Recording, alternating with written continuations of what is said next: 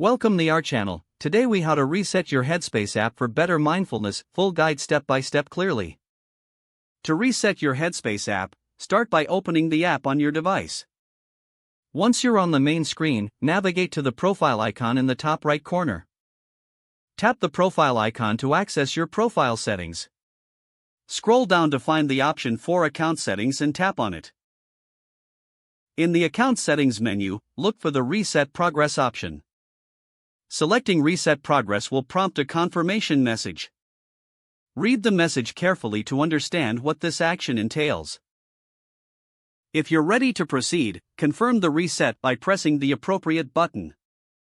The app will begin the process of resetting your progress. This process may take a few moments, so be patient while it completes. Once it's done, you'll be taken back to your main screen. At this point, all your previous progress will be erased. You can start fresh and explore new mindfulness exercises and courses.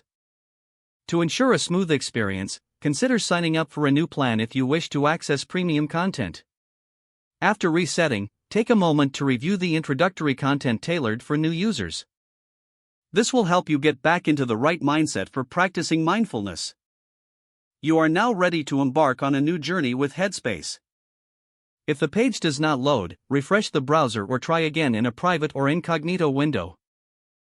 Make sure you are using the correct email address, then retype it carefully to avoid small typos. If your password is not accepted, use the reset option and create a new strong password you can remember. Check your spam folder for verification or security emails, then complete any requested confirmation steps. Enable two-factor authentication if available to improve account security and reduce unauthorized access risk.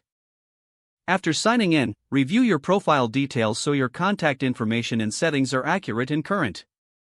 If you see an error message, note it down and try again after restarting your device and internet connection.